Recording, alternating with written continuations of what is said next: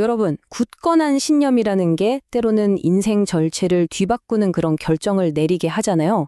자, 오늘은요, 한 편의 설교를 통해서 수백 가지나 되는 아주 빽빽한 규칙들이 어떻게 단 하나의 강력한 원칙, 바로 사랑으로 발전해 나갔는지 그 정말 놀라운 여정을 한번 따라가 보려고 합니다. 자, 그럼 이 거대한 이야기를 어디서부터 시작해 볼까요? 먼저 오늘날 우리 주변에서도 볼 수 있는 아주 강력한 신념의 한 사례를 짚어보면서 이야기를 열어볼까 합니다.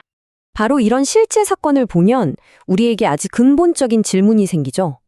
도대체 무엇이 한 사람을 이렇게 자신의 신념 때문에 인생을 바꿀 만한 그런 엄청난 결정을 내리게 만드는 걸까요? 오늘 우리가 들여다볼 설교에서는요, 그 답의 뿌리가 저 멀리 수천 년 전으로 거슬러 올라간다고 이야기합니다. 모든 이야기가 어디서 시작됐냐? 바로 한 공동체의 삶 전체를 규정했던 신성한 규칙, 율법에서 시작되었다는 겁니다. 자, 그럼 이 모든 게 대체 어떻게 시작된 걸까요? 이 설교는 그 기원을 바로 여기서 찾습니다. 한 민족이 자신들의 정체성을 송두리째 잃어버릴 뻔한 국가적인 위기 속에서 까맣게 잊혔던 그 율법을 다시 발견하고 정말 뜨겁게 타오르렀던 어떤 부흥운동에서 말이죠. 자, 이 타임라인을 한번 보세요. 이게 정말 흥미로운데 거의 1000년이라는 어마어마한 시간 동안 한 민족의 정신적인 기둥이었던 이 율법이 어떻게 완전히 잊혔다가 또 얼마나 극적으로 다시 회복되는지를 한눈에 딱 보여주거든요. 이건 뭐랄까 마치 국가의 심장이 멎었다가 다시 뛰기 시작하는 것과 같은 그런 순간인 거죠. 그러니까 70년 동안 포로로 잡혀갔다가 돌아와서 성전이라는 건물은 다시 지었어요. 그런데 설교는 바로 이 지점을 날카롭게 지적합니다. 웅장한 건물은 다시 세웠지만 정작 그 안에 담겨야 할 영혼, 즉 그들의 정체성이었던 율법은 텅 비어 있었다는 거죠. 결국 껍데기만 남은 신앙은 과거의 실패를 또다시 반복하게 만들 뿐이었습니다. 바로 그때 이 부흥의 중심에 선 한 인물이 등장합니다. 바로 학사 에스라라는 사람이죠. 그가 한 일은 어찌 보면 단순했어요.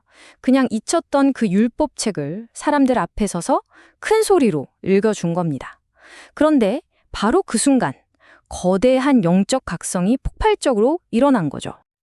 자, 여기서 우리가 꼭 주목해야 할 점이 있습니다. 잊혔던 신앙을 되찾으려는 이 순수한 열정이요. 정말 아이러니하게도 훗날 바리새인이라고 불리면서 이 이야기의 가장 중요한 중심에 서게 돼 아주 특별한 그룹을 탄생시켰다는 바로 그 사실입니다. 그런데 말이죠. 그 뜨거웠던 열정은 시간이 지나면서 어떻게 변했을까요? 이 설교를 따라가 보면 이 열정적인 운동이 점차 어떻게 딱딱하게 굳어진 이념, 즉 교리가 되어가는지 그 과정을 볼 수 있습니다. 이 설교에 따르면 에스라의 부흥운동에서 시작된 이 바리새인들은요, 율법의 문자 그 자체에는 완전 전문가가 됐어요. 하지만 정작 가장 중요한 그 정신은 놓쳐버렸다는 겁니다. 예를 들면 이런 거죠. 왜 우리가 이웃을 도와야 하는가? 이걸 고민하는 게 아니라 어떻게 하면 안식일에 정확히 몇 걸음까지 걸어야 규칙을 어기지 않는가? 이런 걸 따지는데 몰두했다는 거예요. 본질은 사라지고 그냥 복잡한 규칙의 미로만 남게 된 거죠. 이 표를 보면 그 갈등의 핵심이 아주 극명하게 드러납니다. 한번 보세요. 바리새인들은 11조, 그러니까 수입의 10분의 1을 바치는 규정을 지키기 위해서 텃밭에서 나는 아주 작은 허브잎까지 세어가면서 정확하게 계상했어요. 정말 철저했죠. 하지만 예수는 바로 그 점을 지적합니다. 너희가 그런 사소한 것에 집중하는 동안 정작 율법의 더 중요한 핵심, 그러니까 정의, 자비, 믿음 같은 진짜 가치는 다 내팽개치고 있다고 말이죠. 바로 이 직접적인 비판이 이 설교 전체를 관통하는 핵심적인 긴장감을 딱 보여주는 부분입니다. 그 뜨거웠던 열정이, 그 순수했던 마음이 어떻게 본질을 놓친 채 껍데기만 남은 공허한 율법주의로 변질될 수 있는지 그 위험성을 그대로 보여주는 거죠. 자, 이제 이야기의 클라이맥스로 갑니다. 이 모든 복잡한 율법들, 그 수많은 규칙들이 결국 단 하나의 아주 단순하고 강력한 개념으로 딱 정리되는 바로 그 지점에 우리가 도달했습니다. 설교는 이제 시선을 다른 곳으로 돌립니다. 규칙에 얽매여 있던 사람들의 이야기에서 벗어나서 예수의 가장 가까운 곳에서 그 모든 것을 직접 보고 들었던 목격자, 바로 사도 요한에게로 말이죠. 바로 이 요한이 율법의 진짜 목적이 무엇인지 가장 선명한 그림을 우리에게 보여준다고 이야기합니다. 그렇다면 이 모든 것의 궁극적인 목표는 과연 무엇일까요? 이 설교는요, 그걸 아주 복잡한 신학 이론으로 설명하지 않아요. 그 대신 아주 간단하고 또 행동으로 보여줄 수 있는 관계로 정의합니다. 결국 이겁니다. 첫째, 믿으라는 것. 예수가 하나님의 아들이라는 그 이름과 정체성을 신뢰하라는 거죠. 그리고 둘째, 사랑하라는 것. 서로를 적극적으로 사랑하는 것. 이것이야말로 그 믿음이 진짜라는 걸 보여주는 실질적인 증거라는 겁니다. 이 설교는 구약에 나오는 그 613가지나 되는 모든 율법이 결국 이 두 가지 단순하지만 정말 심오한 단계에서 완성된다고 말하고 있습니다. 바로 이 구절이 그 핵심을 담고 있죠. 그러니까 이 모든 기나긴 여정의 결론은 결국 이거예요. 밖으로 남에게 보여주기 위한 수백 가지의 복잡한 규칙이 아니라 내 안에서부터 진심으로 우러나와서 다른 사람을 향한 구체적인 행동으로 나타나는 단 하나의 진실한 원칙으로의 전환. 바로 이게 핵심이라는 겁니다. 자, 이제 마지막 부분으로 넘어가 보겠습니다.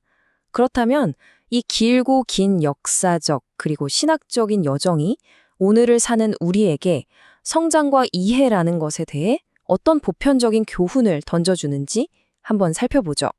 설교에서 아주 재밌는 비유를 하나 드는데요. 이런 질문을 던집니다.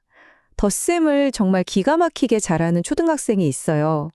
이 학생이 미적분을 배우고 있는 고등학생보다 수학을 더 잘한다고 말할 수 있을까요? 아니죠. 덧셈이 틀린 건 아니지만 그건 미적분이라는 더 높은 차원의 수학으로 가기 위한 기초잖아요. 마찬가지라는 겁니다. 율법이 틀렸다는 게 아니에요. 그 율법은 사랑이라는 더 깊고 성숙한 이해로 나아가기 위한 없어서는 안 될 필수적인 기초였다는 거죠.